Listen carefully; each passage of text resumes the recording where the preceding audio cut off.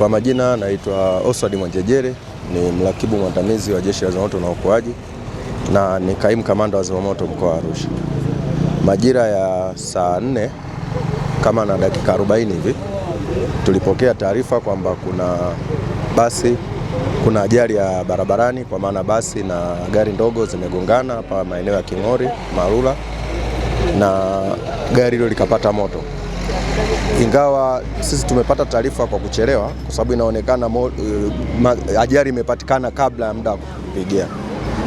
Imechukua kama dakika 10-15 mpaka kutupigia sisi kujulisha kwamba moto unawaka, na sisi mara moja tukajiondoa kituoni kufika hapa eneo la tukio, na tumefanikiwa kufika kutumia dakika 14 hivi na kuweza kufanya maokozi ya watu waliokuwa kwenye basi na kuendelea kuuzima moto. Na kama unavyoona, kwa bahati mbaya eneo hili pana umbali mrefu kutoka hydrant ilipo, na moto kwa kweli ulikuwa mkubwa. Askari wameweza kupambana na moto na tukaudhibiti kwa kiasi kikubwa sana, na kwa bahati njema kwenye hii basi iliyoungua hakuna abiria aliyepata madhara.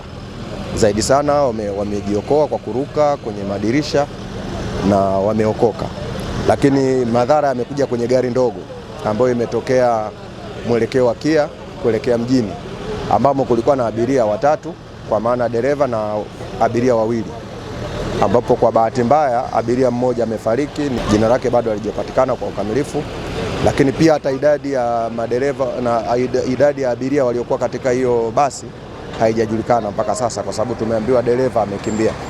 Ndio taarifa tulizopata. Kwa mpaka sasa hivi hatua za kuendelea kuzima moto zinaendelea. Kama unavyoona, gari imeenda kuchukua maji eneo la Kia ili angalau liendelee na hatua za kuzima moto. Naitwa Shabani, natokea Arusha, naenda Tanga Mombo. Hii ajali kutokea, mimi naona kosa ni mwenye basi kubwa, kwa kutokana kwanza kila jinsi ilivyokuwa namwangalia hana utimamu dereva, yaani sio dereva alokamilika. Kitu mimi ninachoomba kwamba mabasi makubwa yanapotoka pale stendi kubwa, hata maaskari wao kidogo wanachunguza wanachunguza abiria wachunguze madereva kwamba huyu ana utimamu kweli, ni dereva kakamilika kila kitu. Kwamba sisi ni abiria mwingine hana upeo mkubwa wa kusema huyu ana makosa. Alikuwa hana utimamu wa dereva, kwa sababu kwanza inaonekana kama dereva wake mkuu alikuwa anamuelekeza. Mimi nilikuwa na mwenzangu pembeni, tulikuwa tunashauriana tutapataje namba ya askari kupiga simu tupate msaada mapema, kwamba hii ajali ingetokea muda sehemu nyingine, ila tu kwamba imepangwa ije itokea hapa, lakini wale jamaa ndio ni makosa. Nani? Dereva. Pale mbele palikopopa na nani. Sasa ile gari limegusana na ile basi pale hivi. Pale mbele palikuwa panatoa moshi. Palipokuwa panatoa moshi, sasa sijui ndo walipigia watu wa zimamoto. Ile gari ilikuwa halijawaka, unasikia? Watu hadi wanapanda juu na fire extinguisher ile wanapiga nani kule hivi juu na zima.